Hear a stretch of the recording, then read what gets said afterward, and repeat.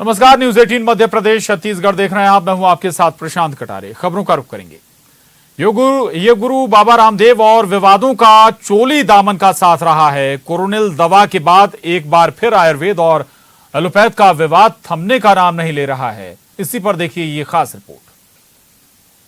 को 1000 करोड़ की मानहानि का नोटिस भेजा गया। यह भी कहा गया कि बाबा रामदेव अपने बयान पर खंडन वाला अब वीडियो पोस्ट करें। अब यह विवाद बाबा वर्सेस एलोपैथी नहीं बल्कि आयुर्वेद बनाम एलोपैथी बन गया है। लाखों लोगों की मौत का कारण एलोपैथी है। कोरोना के पहले दौर से ही योग गुरु बाबा रामदेव बेहद सक्रिय हैं। योग के जरिए कोरोना से लड़ाई को मजबूत बनाने के लिए बाबा रामदेव ने कई सुझाव दिए, जिनकी तारीफ भी हुई और लोगों ने अपनाया भी। लेकिन इसके साथ साथ विवाद भी चलता रहा। पहला विवाद हुआ पतंजलि की कोरोनिल को लेकर, जो पिछले साल जून में कोरोना की दवा के तौर पर लॉन्च की गई, लेकिन इसे कोरोना की दवा बताने पर जबरदस्त विवाद हो गया। बाद में आयुष मंत्रालय ने इम्यूनिटी बूस्टर दवा के तौर पर इसे हरी झंडी दे दी। लाखों लोगों की मौत का कारण एलोपैथी है। हालांकि कोरोना काल में सबसे बड़ा विवाद रामदेव के हाल में दिए गए एक और बयान को लेकर हो रहा है, जिसमें उन्होंने एलोपैथ को मूर्खतापूर्ण विज्ञान बता दिया है। एलोपैथी एक ऐसी स्टूपिड और दिवालिया साइंस है, जितने लोगों की मौत हॉस्पिटल न जाने के कारण से हुई, ऑक्सीजन न मिलने के कारण से हुई है, उससे ज्यादा लोगों की मौत ऑक्सीजन के बावजूद हुई है, दवा एलोपैथी की दवा मिलने के बावजूद हुई है। लाखों लोगों की मौत का कारण एलोपैथी है। इस बयान पर बाबा रामदेव और एलोपैथी डॉक्टरों के बीच जबरदस्त जंग छिड़ गई है। डॉक्टर हर्षवर्धन ने पत्र लिखकर आपत्तिजनक बयान वापस लेने की मांग की। इसके बाद बाबा रामदेव ने अपने बयान पर खेद जताते हुए कहा कि असल में उनका बयान एक व्हाट्सएप पर आधारित था। बाबा रामदेव ने कहा कि वह चिकित्सा की हर पद्धति का सम्मान करते हैं, लेकिन इंडियन मेडिकल एसोसिएशन ने खंडन वाला वीडियो और लिखित माफी को लेकर 1000 करोड़ का मानहानि नोटिस भी भेज दिया। दिल्ली से लेकर पश्चिम बंगाल और छत्तीसगढ़ में बाबा रामदेव के खिलाफ एफआईआर भी करवाई गई, लेकिन अब यह मुद्दा कहीं न कहीं आयुर्वेद बनाम एलोपैथ बनता जा रहा है। स्वामी रामदेव जी ने कितना बड़ा योगदान इस देश को दिया है ना। आयुर्वेद के प्रति एक आशा बंधना प्रारंभ हुआ। रामदेव बाबा कोई संत महंत नहीं है, वो एक कमर्शियल और बिजनेसमैन है। रामदेव बाबा जिस तरह से लोगों को और भारत की आम जनता को एक तरह की गलत बातें बता रही है, जिससे आम आदमी का नुकसान हो सकता है। जानबूझकर ऐसे बयान देते हैं या फिर हंगामा खड़ा कर दिया जाता है? देखो अमीश भाई, मैंने पहले ही बोला आपको कि ये बयान मैंने खुद का नहीं दिया, एक व्हाट्सएप मैसेज पढ़ रहा था, मैंने बयान वापस भी ले लिया, खेद भी व्यक्त कर दिया है। और मैं पुनः इस बात को दोहराना चाहता हूं, इस कोरोना की वैश्विक महामारी में जिन्होंने अपने प्राणों की आहुति देकर के दूसरों की जान बचाई, उन डॉक्टर, उन नर्सेज, उन सफाई कर्मचारी, उन ऑक्सीजन भेजने वाले उन गाड़ियों के ड्राइवर्स, उन सारे हेल्थ वर्कर्स के प्रति मैं नमन और कृतज्ञता पूर्वक प्रणाम निवेदन करता हूं। बाबा जी, क्योंकि आप कह रहे हैं कि आयुर्वेद भी एक साइंस है, लेकिन अगर हम बात करें एलोपैथ की तो आप कहते हैं इसको स्टूपिड साइंस है। ऐसा क्यों कहा आपने? ये सवाल जरूर आएगा, डॉक्टर्स के मन में भी ये सवाल होगा। मैंने वापस कहता हूं आमिश भाई, मैंने वो एक मैसेज पढ़ा था, ये मेरा बयान नहीं था, फिर भी मैंने उसके ऊपर खेद व्यक्त कर दिया, बयान वापस ले लिया, माफी भी मांग ली। क्या माफी मांगने को क्या कहते हैं? क्या फिर फांसी पर लटका देंगे? तो क्या जो आपने बात बोली उसको इस तरीके से लिया गया कि बाबा रामदेव को लगता है कि वो कानून से ऊपर है? इस तरह से आपके विरोधियों ने इसको दिखाया। मैंने पूरा स्टेटमेंट दिया ना अमीश भाई, वो यही दिया, मैं देश के कानून का, भगवान के विधान का, देश के संविधान का आदर करता हूं, इसलिए मेरा कोई कुछ नहीं बिगाड़ सकता। आप मेरे 4 वाक्य पूरे पढ़ो, उसी बयान में मैंने बोला हुआ है। मेरे को बुद्धि विस्मृति नहीं है। धी धृति स्मृति भ्रष्टा कर्म यत कुरुते अशुभम प्रज्ञा परादम तम विद्यात सर्वरोग सर्वदोष सर्व दुख प्रकोपणम। तो मैं अपने जो मैंने बोला मैंने पूरा कह दिया। और अभी भी वापस एक बात और दोहरा देता हूं जी बाबा, सब लड़ाई झगड़ा छोड़ के जो एलोपैथी का श्रेष्ठ है वो ले लो, योग आयुर्वेद नेचुरोपैथी और सनातन संस्कृति का श्रेष्ठ है वो ले लो। आओ मिलजुल करके काम करो। संगच्छध्वम संवदध्वम। वापस कह रहा हूं मैं तो अमीश भाई। बाबा रामदेव का कहना है कि उन्होंने माफी मांग ली है और अब वह इस मुद्दे को यहीं समाप्त करना चाहते हैं। देखना दिलचस्प होगा कि आखिर यह विवाद अब कैसे थमता है, तब जब विपक्ष और दूसरे लोग बाबा रामदेव के बयान को आड़े हाथ ले रहे हैं। Bureau report, news 18। और न्यूज 18 से खास बातचीत में बाबा रामदेव ने अपने बयान पर खेद जताया और आईएमए से इस विवाद को खत्म करने की अपील भी की। वहीं बाबा के बयान पर बीजेपी और कांग्रेस की ओर से लगातार प्रतिक्रियाएं आ रही हैं। ये रिपोर्ट भी देखिए।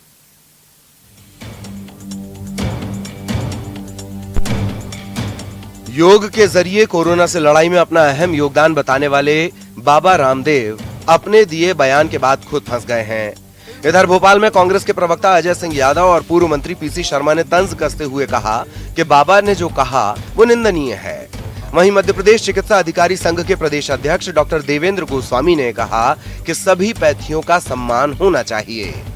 जिस तरह से कोविड काल में हजारों डॉक्टरों ने अपनी जान की कुर्बानी देकर सेवा करी है, इलाज किया है और आज भी कर रहे हैं, उसके बाद उन डॉक्टरों की सेवाओं के ऊपर, क्षमताओं के ऊपर सवाल उठाना किसी भी तरह से सही नहीं ठहराया जा सकता है। इस मामले में बाबा रामदेव जी ने खेद व्यक्त किया, उन्हें ऐसी बात नहीं कहना चाहिए था। जिन डॉक्टर्स ने लाखों करोड़ों लोगों की जान बचाई, उनके खिलाफ इस तरह से वक्तव्य देना और केंद्रीय मंत्री डॉक्टर हर्षवर्धन सिंह के इंटरफेरेंस के बाद भी बाबा रामदेव के द्वारा डॉक्टर्स से माफी नहीं मांगना, ये बहुत ही दुर्भाग्यपूर्ण है। हम सभी पैथियों का सम्मान करते हैं, हम आयुर्वेदिक पैथी का भी सम्मान करते हैं, एलोपैथी का भी सम्मान करते हैं, सभी पैथियों का हमारा सम्मान है।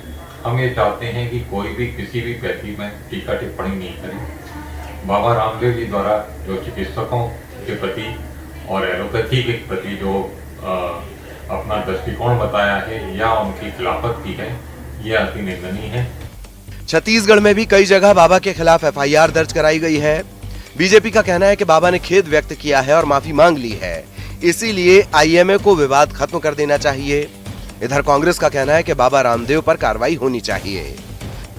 बाबा रामदेव ने उस पर खेद भी प्रकट किया।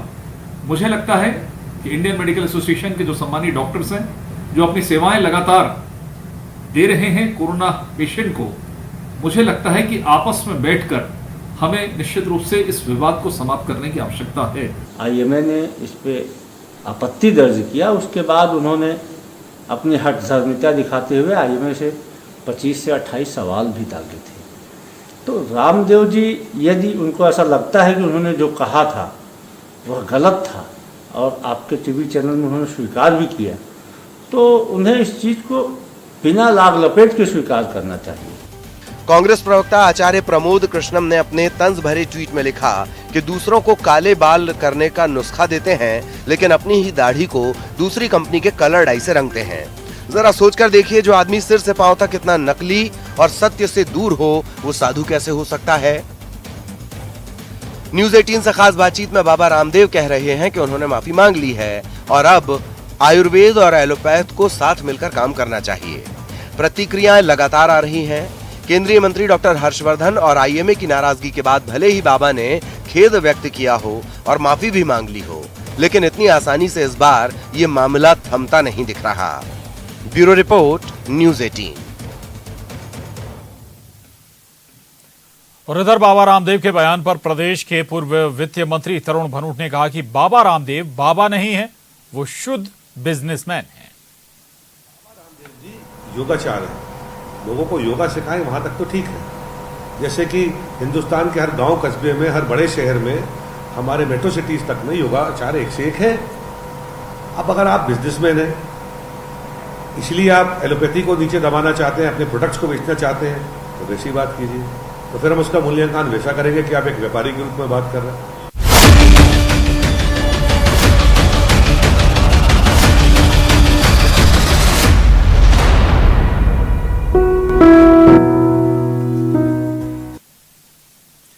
और कोविड-19 महामारी ने परस्पर निर्भरता की भावना को सुदृढ़ किया है, जिससे पूरा देश इस विपत्ति में एकजुट होकर मुकाबला कर रहा है। वैक्सीनेशन के ऐलान के बाद जरूरत है कि हम सभी अपना सर्वश्रेष्ठ योगदान दें, जिससे हम एक साथ मिलकर वायरस को हराने की तरफ कदम बढ़ा सकें। नेटवर्क 18 इस मुहिम में हर कदम पर आपके साथ होगा। जब तक सभी सुरक्षित नहीं होते, तब तक कोई सुरक्षित नहीं होगा। इसी सोच के आधार पर हमारी कैंपेन संजीवनी का लक्ष्य ये सुनिश्चित करना है कि वैक्सीन पाना सभी भारतीयों का अधिकार है।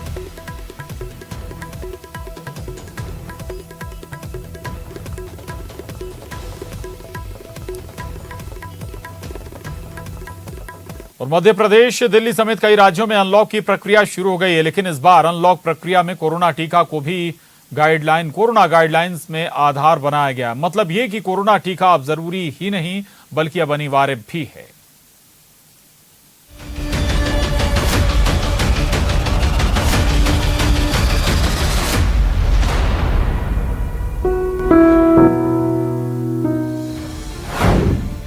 अनलॉक में 3 दिन का अल्टीमेटम, दुकानदारों को कोरोना टीका अनिवार्य, क्योंकि टीका है संजीवनी। लगवाया क्या?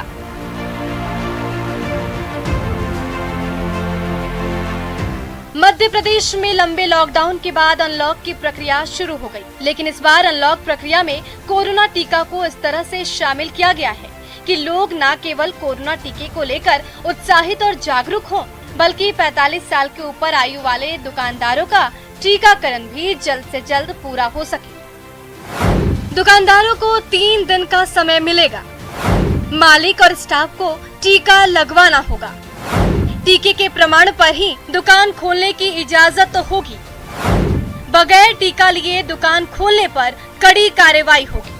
अपने 40+ से ऊपर जो भी कर्मचारी या मालिक खुद हैं, उनको जो है वैक्सीनेशन कराना अनिवार्य है। अगर 3 दिन के बाद अगर उनके यहाँ वैक्सीनेशन नहीं हुआ किसी कर्मचारी का या मालिक का, तो फिर हम दुकान उनकी बंद करा देंगे, सील कर देंगे। मतलब साफ है कि जब टीका लगवाइएगा तभी व्यापार कर पाइएगा। कोरोना की दूसरी लहर के बीच अब तक लोगों को 21 करोड़ 18 लाख से ज्यादा कोरोना टीके की डोज दी जा चुकी है। केंद्र सरकार के मुताबिक जून माह में कोरोना टीके के 12 करोड़ डोज उपलब्ध होंगी। इसलिए जब सरकार निभा रही है अपना कर्म, तो आप भी निभाइए अपना धर्म। कोरोना टीका है संजीवनी, जरूर लगवाइए। Bureau report, news 18 network.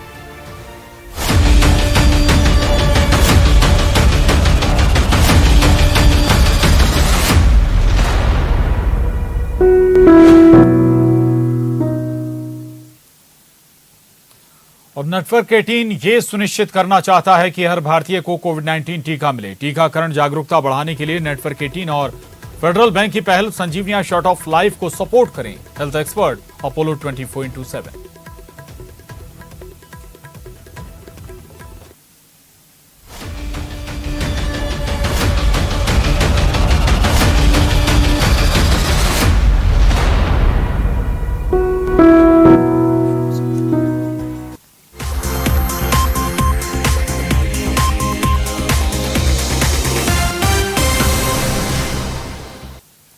Break बाद अगली खबर का रुख करेंगे। नवा रायपुर में बालको केयर फील्ड अस्पताल का शुभारंभ किया गया है। 100 बिस्तरों वाले इस आधुनिक अस्पताल से कोविड संक्रमित मरीजों को क्रिटिकल केयर सुविधा मिलेगी। नवा रायपुर में बने इस अस्पताल में ऑक्सीजन युक्त 90 बिस्तर हैं और 10 बिस्तरों में वेंटिलेटर की सुविधा है। विशेषज्ञ डॉक्टर अस्पताल में लगातार अपनी सेवाएं देंगे और इस मौके पर वेदांता समूह के चेयरमैन अनिल अग्रवाल, बालको के मुख्य कार्यकारी अधिकारी और निदेशक अभिजीत पति और अधिकारी शामिल हुए। मुख्यमंत्री भूपेश बघेल ने वेदांता के प्रयासों की प्रशंसा करते हुए राजधानी में अत्याधुनिक कोविड फील्ड अस्पताल की स्थापना और प्रचालन प्रारंभ करने के लिए वे अनिल अग्रवाल और वेदांता समूह की उन्होंने सराहना की। इस मौके पर वेदांता समूह चेयरमैन अनिल अग्रवाल ने कहा कि महामारी के कारण देश के लाखों नागरिकों पर नकारात्मक असर हुआ है, उनकी आजीविका प्रभावित हुई है। नागरिकों पर हुए विपरीत असर से मैं दुखी हूं। इस चुनौतीपूर्ण स्थिति में वेदांता समूह देश के नागरिकों के साथ मजबूती से खड़ा है। वहीं बालको के मुख्य कार्यकारी अधिकारी और निदेशक अभिजीत पति ने कहा कि महामारी के फैलने के साथ ही बालको ने छत्तीसगढ़ शासन और कोरबा जिला प्रशासन के मार्गदर्शन में जागरूकता और बचाव अभियान प्रारंभ कर दिया था। पूरे हिंदुस्तान का एक गौरव है जिस हिसाब से ये स्टेट चला रहे हैं हमारे मुख्यमंत्री जी, जो उन्होंने इसको रिवोल्यूशन लेके आए हैं इस स्टेट में। ये सब लोग, सब पूरे हिंदुस्तान इसको मानता है, विश्वास करता है। ये राज एक अजब ही राज है। रात और दिन पूरी मिनिस्ट्री, पूरे लोग साथ में लग करके इससे लड़ रहे हैं और इससे विजय प्राप्त करेंगे। हमारी ज्योति पूरे दिनों जान से लगी हुई है कैंसर हॉस्पिटल को आगे बढ़ाने के लिए। हमारे हमारे लोग आज आपके साथ हैं। और मैं क्या बोलूँ आपको, आज के टाइम में तो एक ही है कि इस विपत्ति से हम जल्दी से जल्दी निकल सकें। इसको और बढ़ाना पड़े, इसमें और भी कोई सुविधा करनी पड़े, जिससे कि हमारे जो कोविड के प्रभावित लोग हैं उनको इमीडिएटली कोई राहत मिल सके, उसमें हम काम आ सकें। और इसके साथ ही इस बुलेटिन में बस इतना ही। खबरों का सिलसिला लगातार जारी है।